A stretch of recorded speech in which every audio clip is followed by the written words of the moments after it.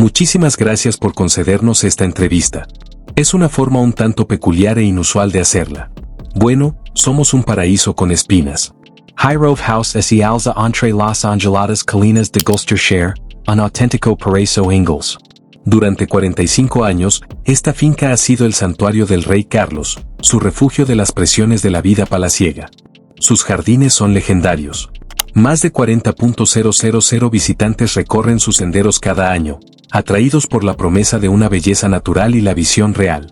Contemplan jardins de rosas y prados de flores silvestres. Ven bordes meticulosamente cuidados y árboles centenarios. Ven lo que el rey quiere que vean. Pero en el verano de 2025, una investigación revelaría algo completamente distinto. Tras los setos recortados y bajo la belleza cuidadosamente orquestada, los investigadores encontraron un lugar de trabajo en crisis. Lo que descubrieron plantearía preguntas incómodas sobre el hombre que ahora ostenta el poder, sobre la obsesión y sobre el precio que otros pagan por la visión de perfección de un solo hombre. La investigación comenzó discretamente. La Fundación del Rey, la organización benéfica responsable de la gestión de Higrove, había notado algo alarmante. En sus registros de personal, de los 12 jardineros a tiempo completo empleados en 2022, 11 habían renunciado en tan solo 3 años. 2 jardineros jefe habían abandonado puestos que deberían haber representado la cima de la carrera de cualquier horticultor. Un jardinero jefe adjunto lo siguió. Algo andaba muy mal. La tasa de rotación era asombrosa, incluso para los estándares de una industria conocida por exigir trabajo físico y ofrecer salarios modestos. Pero estos no eran jardines comunes. Y esta no era una situación común. El empleador. Esta era la finca privada del monarca británico, un hombre que había cimentado su imagen pública en la responsabilidad ambiental y los principios orgánicos. La ironía no pasó desapercibida para quienes sabían lo que realmente ocurría tras las puertas de Higrove. La fundación encargó a WorkNest, una consultora independiente de recursos humanos, que llevara a cabo una investigación formal. El encargo era sencillo: determinar por qué tantos jardineros experimentados abandonaban lo que deberían haber sido empleos soñados, entrevistar al personal actual y anterior, y revisar las condiciones laborales y la gestión, las prácticas y la remuneración. Descubra que estaba alejando a la gente del amado santuario del rey. Lo que los investigadores encontraron sacudiría la imagen cuidadosamente construida de Higrove como un remanso de armonía y equilibrio ecológico. Las entrevistas describieron un lugar de trabajo donde las exigencias eran implacables, los recursos insuficientes y la implicación personal del rey había creado una atmósfera que varios empleados describieron como tóxica. Un jardinero utilizó la frase que definiría las conclusiones de la investigación: agobiado y mal pagado. La frase era simple, pero lo abarcaba todo. Los empleados describieron condiciones laborales que los dejaban exhaustos, agotados física y emocionalmente.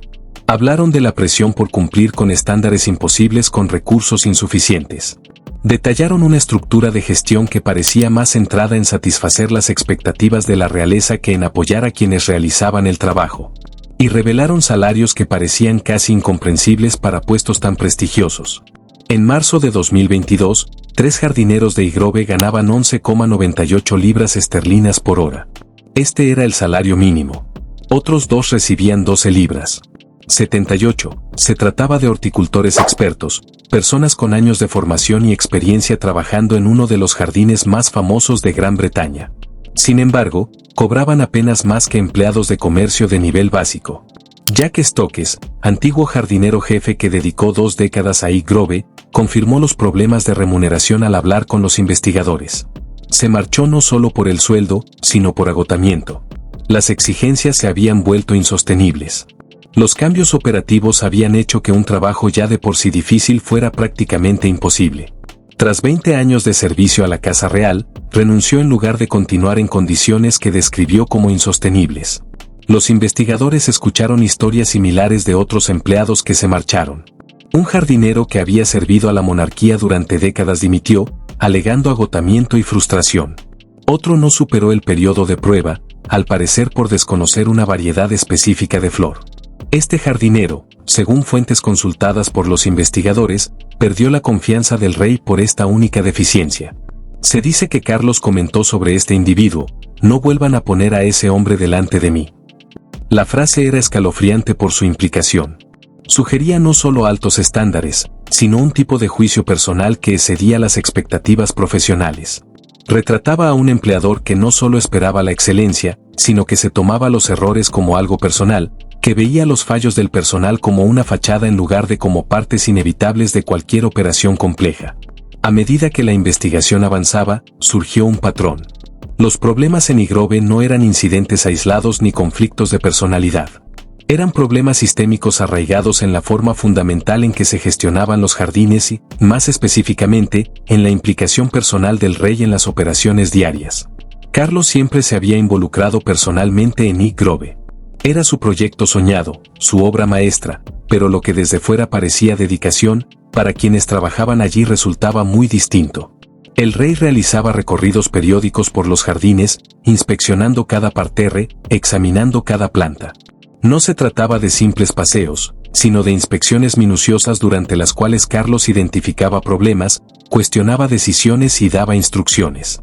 Los empleados sabían que cualquier problema que el rey detectara por la mañana les estaría esperando como tarea pendiente a su regreso.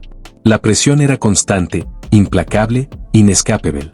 Los investigadores documentaron el estilo de comunicación que se había vuelto notorio entre el personal de Igrove. Charles enviaba notas escritas con tinta roja gruesa. No se trataba de recordatorios breves ni de sugerencias amables. Eran detalladas, específicas y, según varias fuentes, a menudo con un tono emotivo. Un memorándum, según se informa, instruía al personal a eliminar una sola hierba que brotaba cerca del perímetro de la piscina. Otro reprendía a los jardineros por errores gramaticales en sus propias comunicaciones internas. Un tercero criticaba al personal después de que una cosecha de delphiniums no cumpliera con las expectativas. En el centro de la crisis de Igrove se encontraba una figura cuyo nombre aparecía repetidamente en las quejas del personal. Constantine, conocido por todos como Costa, era el director ejecutivo de Igrove y uno de los asesores más cercanos del rey Carlos. Iname ocupaba una posición excepcionalmente difícil. Era el nexo entre las expectativas del rey y la realidad de lo que el personal de jardinería podía ofrecer. Y, según las conclusiones de la investigación, ese nexo se había convertido en un punto de ruptura. Los antiguos empleados describieron de forma coherente el enfoque de Iname hacia la gestión. Cuando surgían conflictos, surgieron discrepancias entre el asesoramiento hortícola profesional y los deseos del rey, invariablemente inclinándose por las preferencias reales. Un jardinero describió una situación que reflejaba el problema fundamental. Si el rey quería trasladar una planta del lugar A al lugar B, pero la opinión profesional del jardinero era que la planta moriría, la postura de Iname era insistir en trasladarla de todos modos. No se trataba simplemente de seguir órdenes, sino de una filosofía de gestión que anteponía la satisfacción real a cualquier otra consideración, incluyendo el bienestar de las plantas y el criterio profesional de los horticultores cualificados. Los empleados manifestaron sentir que su experiencia no era valorada. Sus advertencias no fueron escuchadas, su papel se había reducido a ejecutar los caprichos reales sin importar las consecuencias. La presión generada por esta dinámica era enorme. Los jardineros se encontraban atrapados entre sus estándares profesionales y sus obligaciones laborales. Sabían que funcionaría y que no. Comprendían las necesidades de las distintas especies, los requisitos de las diversas estaciones, las limitaciones del suelo y el clima. Pero este conocimiento, acumulado a lo largo de años de formación y experiencia, no valía nada cuando entraba en conflicto con los deseos del rey. La investigación reveló que esta tensión tuvo consecuencias físicas. Los empleados reportaron lesiones sufridas al intentar cumplir con exigencias que consideraban irreales. Los jardines de Igrove son extensos y requieren mantenimiento constante en diversas áreas. Con un equipo que ya se describía como con recursos insuficientes, la presión por cumplir con todas las expectativas del rey estaba afectando tanto su salud física como moral. Un detalle particularmente revelador surgió sobre la cultura del silencio que se había instaurado. Los jardineros declararon a los investigadores que se les disuadía explícitamente de hablar sobre la escasez de personal. Cuando expresaban su preocupación por no contar con suficiente personal para completar las tareas requeridas, se les decía que buscaran otra solución. Formas de gestionar. El mensaje era claro. Las quejas no eran bienvenidas. Los problemas debían resolverse, no discutirse. La investigación reveló algo más preocupante. Tras la invasión rusa de Ucrania en 2022, el rey Carlos habría sugerido utilizar refugiados ucranianos como voluntarios en los jardines. También propuso reclutar a personas mayores con el mismo fin. Para un personal que ya lidiaba con recursos insuficientes y exigencias poco realistas.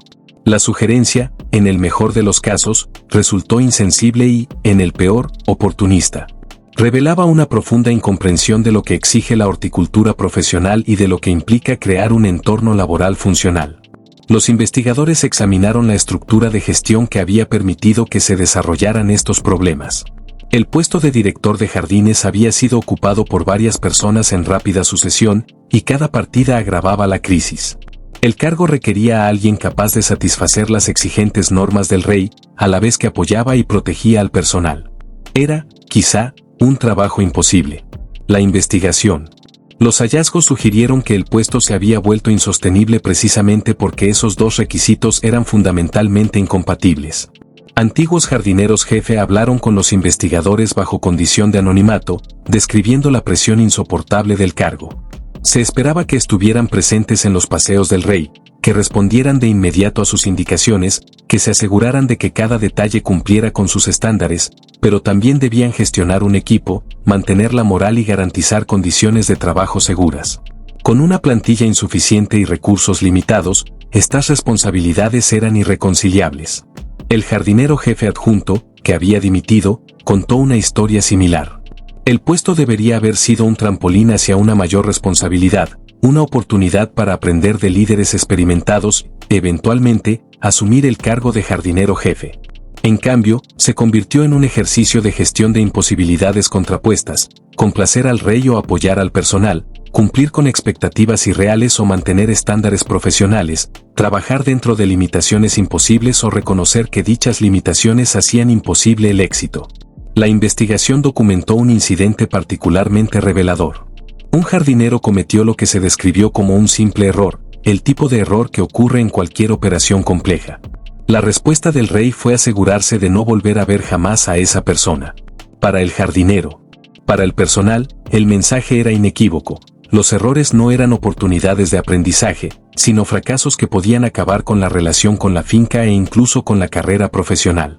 Esto creó un ambiente donde asumir riesgos o innovar se volvía imposible.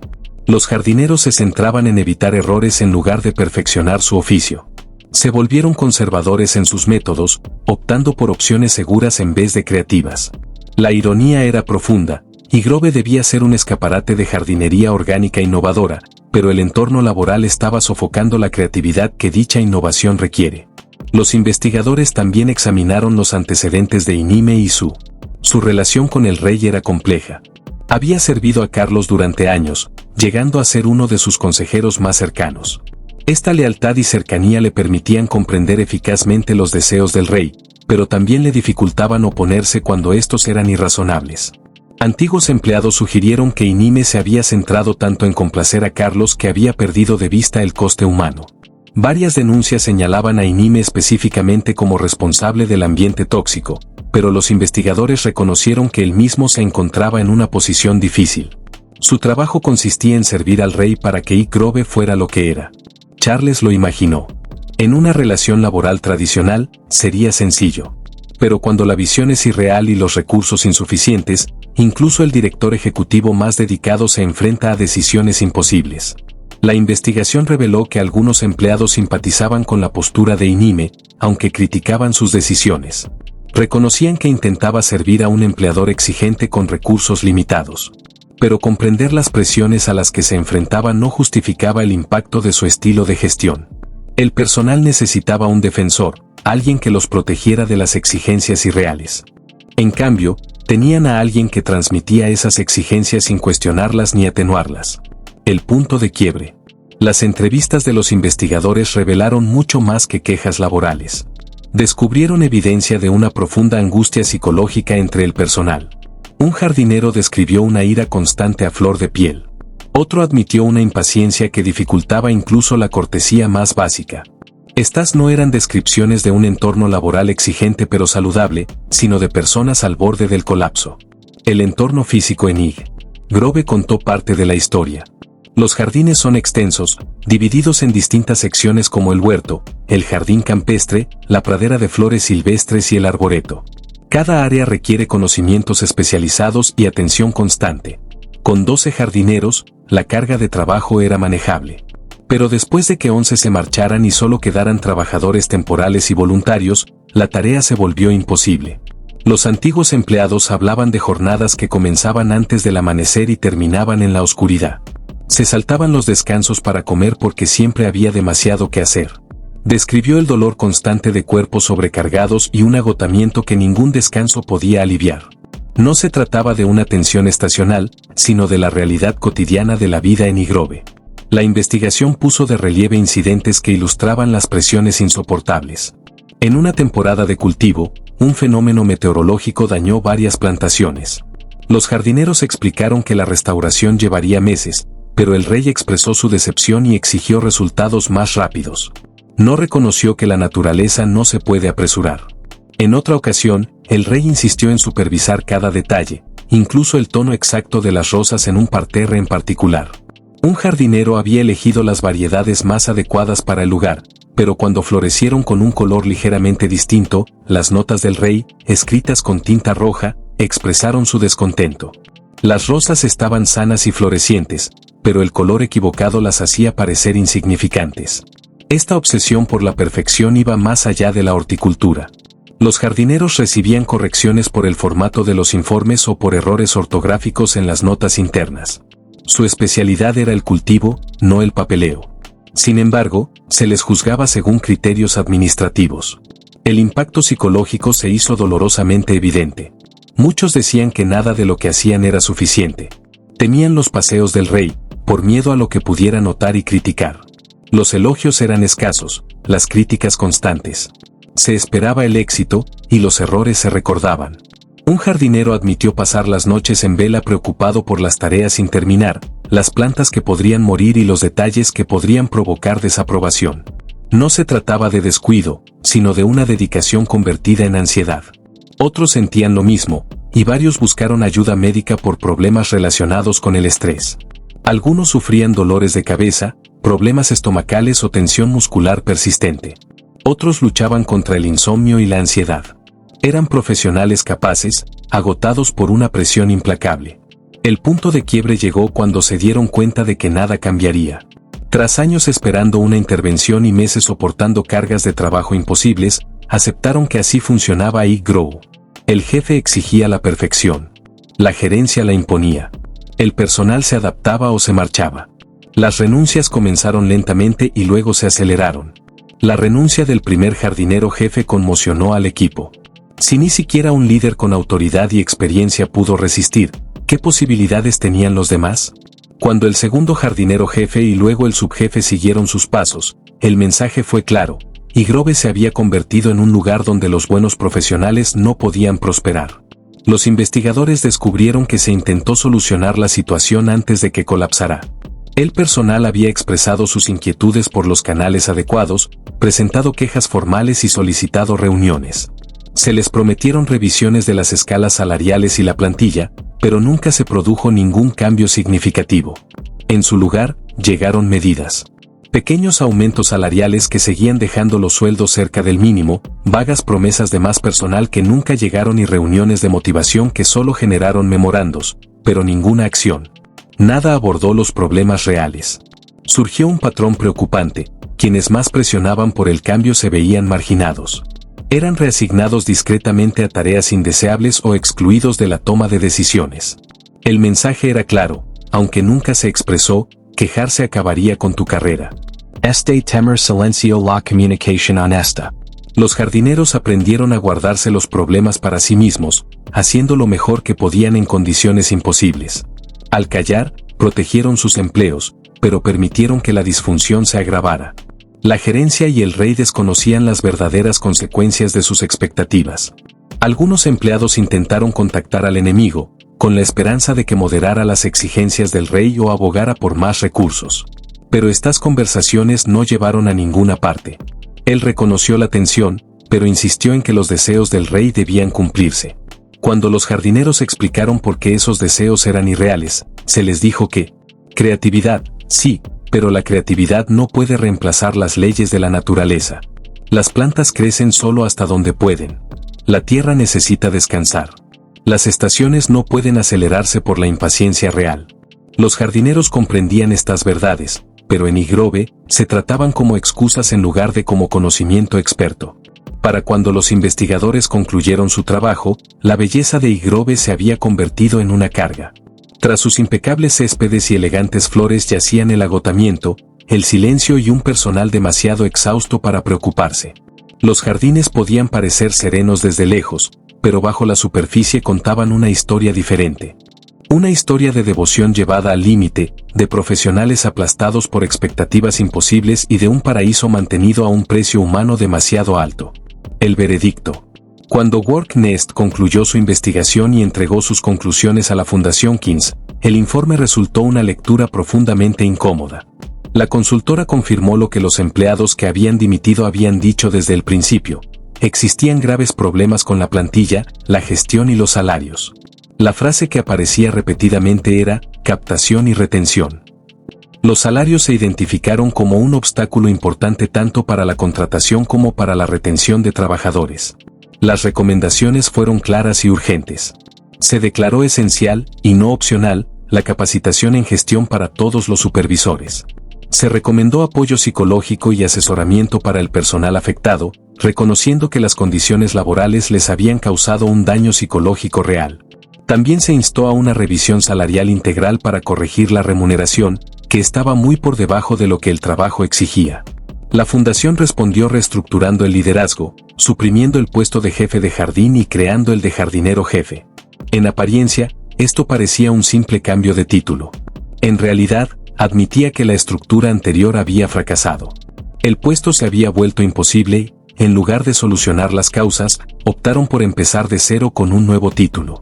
Los hallazgos generaron una crisis para la fundación que trascendió el ámbito administrativo. Los jardines de Higrove son rentables y atraen a más de 40.000 visitantes de pago cada año. La tienda, el restaurante y los eventos especiales generan importantes ingresos, y la fundación informó con orgullo que su beneficio operativo se había duplicado desde 2022. Este éxito financiero hizo aún más difícil justificar la crisis de personal.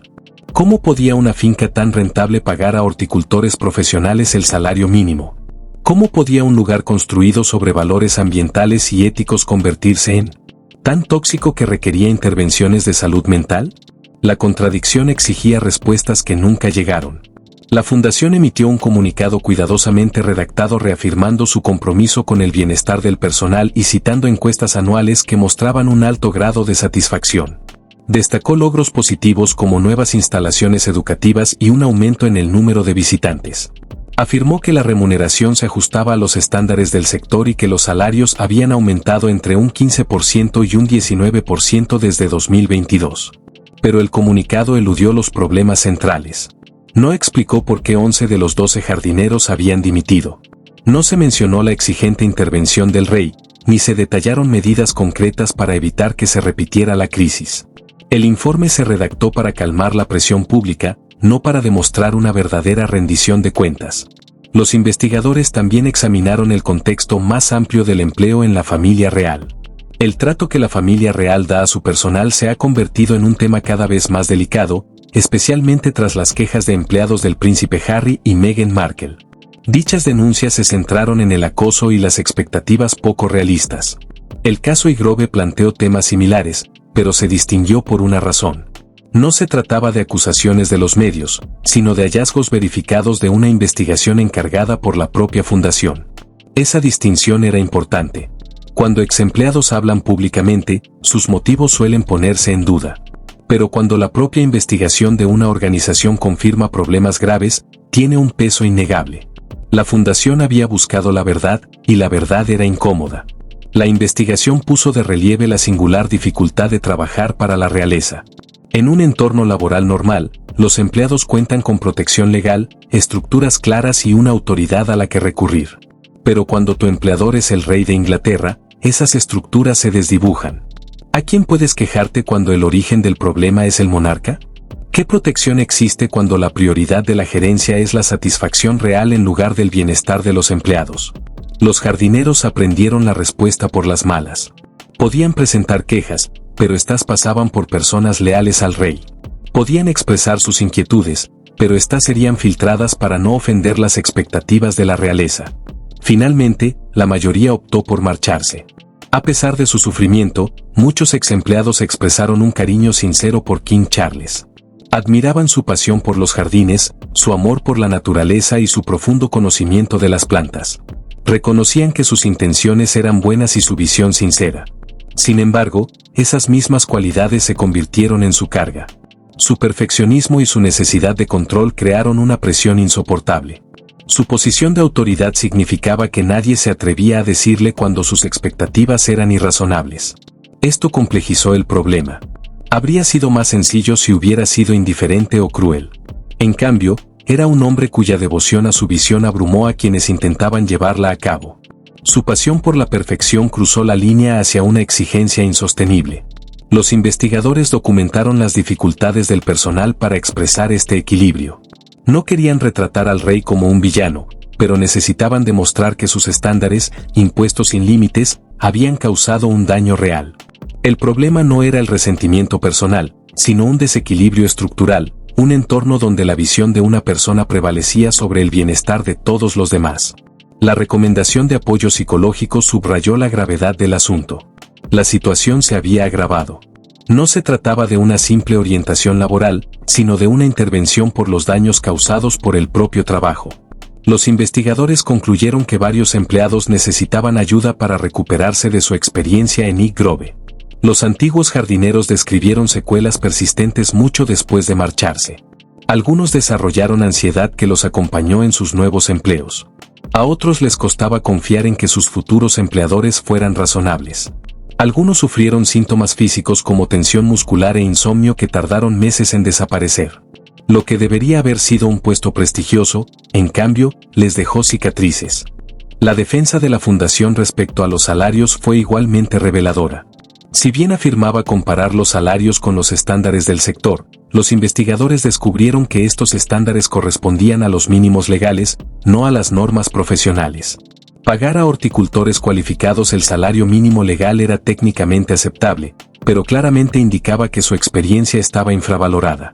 En definitiva, el informe Work Nest pintó un panorama de contradicciones, una finca de fama mundial, célebre por su belleza, pero sostenida por trabajadores mal pagados y sometidos a un estrés excesivo, un empleador de la realeza, admirado por sus ideales medioambientales, pero ciego al coste humano de su perfeccionismo, y una fundación que buscaba la verdad, pero dudaba en actuar en consecuencia. Las conclusiones arrojaron una conclusión clara. El problema en East Grove no radicaba en la falta de pasión o propósito, sino en un sistema donde la devoción se transformó en dominación, donde la excelencia exigía un precio excesivo y donde quienes mantenían vivos los jardines pagaban esa belleza con su tranquilidad. Las preguntas que quedan sin respuesta. La investigación sobre las condiciones laborales en East Grove planteó interrogantes que trascendían con creces una finca real en Gloucestershire. Abordaron cuestiones fundamentales sobre el poder, el privilegio y lo que esperamos de las instituciones que se presentan como ejemplos de ciertos valores. Charles ha construido gran parte de su imagen pública en torno a la conciencia ambiental, la agricultura orgánica y la vida sostenible. East Grove ha sido fundamental para esa imagen, una demostración viviente de sus principios en acción. Pero la investigación reveló una preocupante desconexión entre la imagen pública y la realidad privada. Los jardines que simbolizaban la armonía con la naturaleza eran mantenidos por trabajadores en condiciones que diversas fuentes describieron como perjudiciales.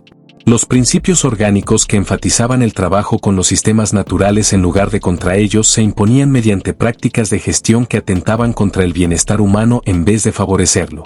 La sostenibilidad que Charles defendía en términos ecológicos era. Esta falta de compromiso era notable a la hora de mantener una plantilla sana y funcional. Esta desconexión no es exclusiva de East Grove. Se observa en todas las instituciones donde coexisten misiones idealistas con prácticas problemáticas. Universidades que pregonan valores progresistas mientras pagan salarios de miseria a su profesorado adjunto.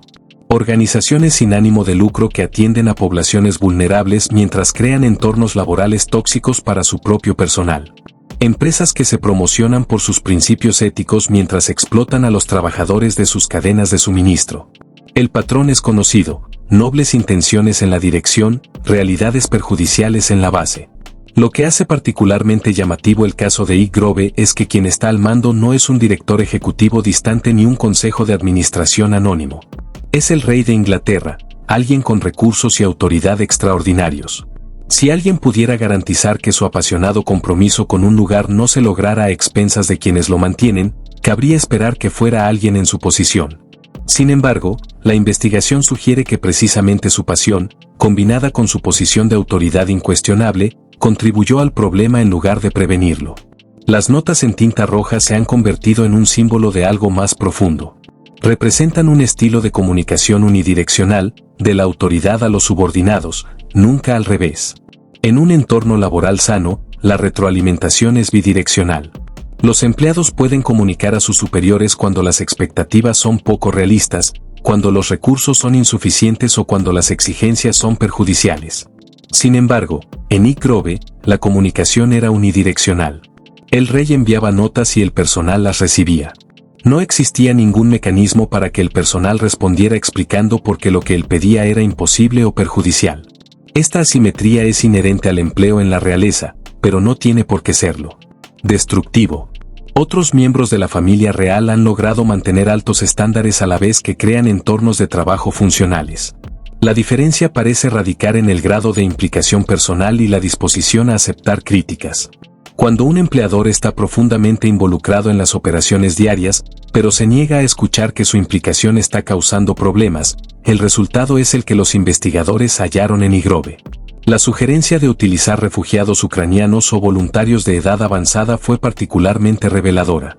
Demostró una incomprensión fundamental de lo que exige la horticultura profesional y de lo que constituye un empleo ético. Los jardines de la escala y complejidad de Ig Grove necesitan profesionales capacitados que reciban una remuneración justa por su trabajo especializado.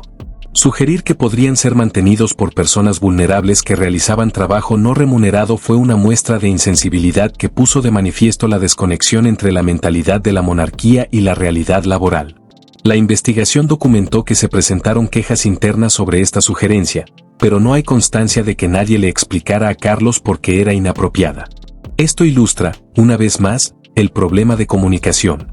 Los empleados podían quejarse entre sí y ante la gerencia media, pero sus inquietudes nunca llegaron a quien más debía escucharlas.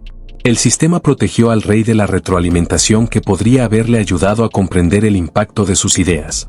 Las implicaciones a largo plazo de la crisis de Ig Grove siguen sin estar claras. La fundación ha realizado algunos cambios, reestructurando el liderazgo e implementando las recomendaciones de la investigación, presumiblemente intentando crear las condiciones para detener el éxodo de personal. Pero a menos que cambie la dinámica fundamental, a menos que alguien encuentre la manera de moderar la implicación personal del rey, o al menos garantizar que sus exigencias sean realistas, es probable que se repitan los mismos problemas. Los exempleados entrevistados por los investigadores expresaron escepticismo sobre la posibilidad de un cambio real. Ya habían visto promesas antes y experimentado mejoras temporales que se desvanecieron una vez que la atención se centró en otros asuntos. Señalaron que la personalidad y las expectativas del rey eran constantes que ninguna reestructuración podía alterar. Mientras Charles siguiera tan obsesionado con los detalles y tan sensible a la imperfección, trabajar en Ig Grove seguiría siendo difícil. La investigación también planteó interrogantes sobre la supervisión y la rendición de cuentas. La Fundación King's funciona como una organización benéfica, lo que significa que cuenta con un patronato y estructuras de gobierno destinadas a garantizar un funcionamiento responsable. Sin embargo, al parecer, estos sistemas no lograron prevenir ni abordar una crisis laboral que provocó una rotación de personal casi total. ¿Qué dice esto de la gobernanza de las organizaciones benéficas cuando una organización puede perder a 11 de sus 12 empleados en un departamento clave sin que se haya tomado ninguna medida al respecto? La reacción pública ante la noticia de la investigación fue dispar. Algunos defendieron al rey, argumentando que los altos estándares no equivalen a un maltrato, que exigir la excelencia es prerrogativa de un líder. Otros señalaron las conclusiones de la investigación como prueba de que Carlos seguía desconectado de la gente trabajadora común a pesar de décadas de servicio público. Otros, en cambio, lo vieron como una confirmación de que el privilegio hereditario inevitablemente crea desequilibrios de poder que perjudican a los más desfavorecidos. Lo que la investigación reveló sin duda fue un coste humano invisible para los 40.000 visitantes anuales que pasean por los hermosos jardines de Ig Grove. Ellos ven los frutos del trabajo, los bordes perfectamente cuidados, las plantas exuberantes, la armonía estética que Carlos ha creado. No ven el coste humano real. Se observa a las personas que renunciaron en lugar de seguir trabajando en las condiciones necesarias para mantener esa perfección. Desconocen las notas con números rojos, las expectativas imposibles y al personal que necesitó apoyo psicológico tras trabajar en un jardín. El informe final del investigador contenía una recomendación que iba más allá de los problemas específicos de iGrove. Sugería que las organizaciones gestionadas por la familia real o estrechamente vinculadas a ella debían implementar mayores protecciones para los trabajadores, mecanismos más claros para expresar inquietudes y una supervisión más rigurosa para garantizar que la participación de la realeza mejorara, en lugar de perjudicar, las condiciones laborales. Está por verse si esta recomendación se implementará de forma generalizada. Para los jardineros que abandonaron iGrove, las conclusiones de la investigación supusieron una especie de reivindicación. Sus experiencias habían sido documentadas. Sus quejas habían sido confirmadas por investigadores independientes. Los problemas que habían intentado plantear habían sido reconocidos oficialmente. Esto no reparaba el daño sufrido, pero significaba que su sufrimiento no había sido en vano. Su partida había forzado una rendición de cuentas que podría, con el tiempo, conducir a mejores condiciones para quienes le sucedieran. Sin embargo, persisten las dudas sobre el propio rey Carlos. ¿Ha sido informado de las conclusiones completas de la investigación? ¿Comprende el papel que desempeña su persona? ¿Influyó el estilo de gestión en la creación de las condiciones que ahuyentaron a 11 profesionales cualificados? ¿Alguien ha encontrado la manera de decirle que su pasión por el jardín, si bien admirable, se ha manifestado de forma que perjudica a quienes comparten esa pasión y se dedican a su mantenimiento? ¿O acaso la jerarquía directiva lo protege de tener que enfrentarse a estas verdades incómodas? Es de suponer que las pérdidas continúan, aunque quizás con una mayor conciencia de su impacto. Las expectativas siguen siendo altas, si bien tal vez se reconozca la necesidad de equilibrarlas con las limitaciones humanas. Los jardines, en sí mismos, siguen siendo hermosos, testimonio de décadas de visión y esmero. Pero ahora conocemos el precio de esa belleza, que no se mide solo en dinero, sino en el bienestar humano y las vidas profesionales trastornadas por condiciones que jamás debieron haberse permitido en un lugar destinado a representar la armonía con la naturaleza. La investigación en iGrove reveló una verdad que va más allá de los jardines reales. La pasión sin empatía puede convertirse en opresión, y los resultados hermosos pueden ocultar procesos dañinos.